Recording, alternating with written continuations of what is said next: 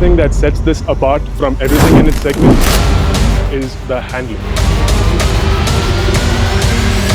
Carrying momentum is key on this motorcycle.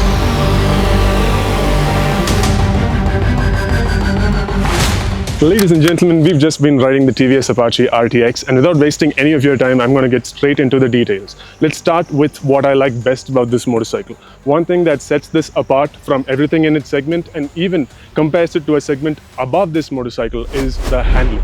The suspension setup, the geometry, the ergonomics, everything is primed in such a way that it is very easy for a rider, be it veteran or beginner, to be extremely comfortable on this motorcycle. Today, for example, we have covered 50 plus kilometers and on a mix of terrain, very smooth roads and no roads at times, and so far I've had zero pain whatsoever, and that is a big tick in this motorcycle's favor because it's trying to be a tourer, something that you take for very long distances, so that way it's all good. One thing you must note in the suspension department is that this is the absolute top of the line BTO model. So it gets adjustable suspension at the front and adjustable suspension at the rear, which is probably why I'm so happy with this thing set up, because I can play around with it a fair bit. As of now, I have not ridden the other motorcycle that has the non-adjustable suspension. So this review is entirely based on the BTO. TVS has assured us that this motorcycle has almost nothing in common with the GS310 platform. This thing is entirely new, ground up. And for what it is worth, we have very little to fault with it. It is easily a bit better than the V-Strom and the 250 Adventure in terms of performance, but of course it does not climb up all the way to a 390 or a Himalayan. This engine is the new 300cc liquid-cooled unit. It produces 36 horsepower.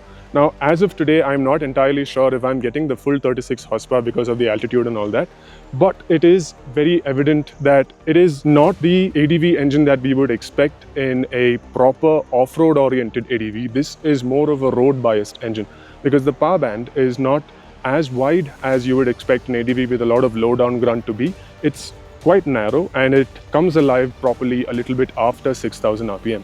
But once it does, it is extremely exciting to ride. One thing that you have to note is to ride this motorcycle very fast on trails, you have to have a certain level of skill.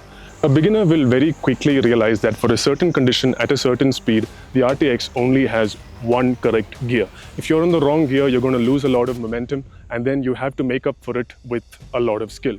So carrying momentum is key on this motorcycle. Because of this motorcycle's phenomenal pricing, a lot of you on the internet have been comparing it to the X-Pulse 210.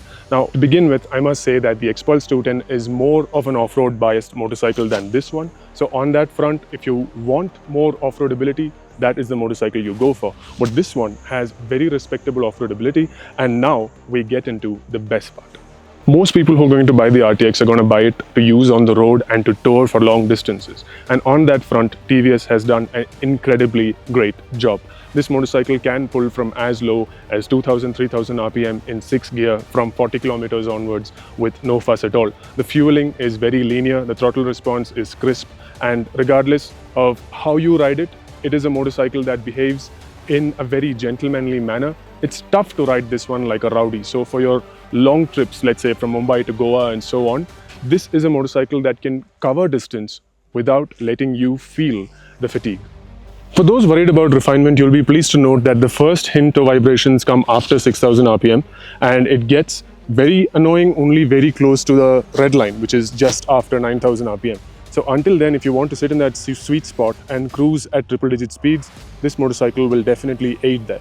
I'm not saying the Apache RTX is a perfect motorcycle. No, it's not. There are a few things that could have been better. The first of which is the powertrain and performance. But for the price that this motorcycle is coming to the market right now, it has already outshone its rivals. And before you make any decision, go take a test ride and let me know what you think. In the meantime, if you have any comments about styling or if you want to know anything more about this motorcycle, do ask me in the comments. And for anybody who wants to know the weight, this is currently weighed at 180 kilograms. The map mirroring functionality on the screen is one of the big talking points of the RTX. And having used it, I can tell you that you need to have your phone screen on in order to have that function. And that feels a little redundant because if I could keep my phone screen on, my purpose could be served with the phone mount. So ideally, that function should be ready with the phone in your pocket and the screen off. Otherwise, it's just draining charge and it does not add value to the product. After taking into account all of this motorcycle's advantages and disadvantages, we feel that it deserves a 9 out of 10 rating. There it is, that's all you need to know about the RTX. Prices start from rupees 1.99 lakh and go all the way up to rupees 2.30 lakh for this variant. In the meantime, if there's anything I haven't told you, do ask me in the comments. This is Joshua Verghese signing off for MAT.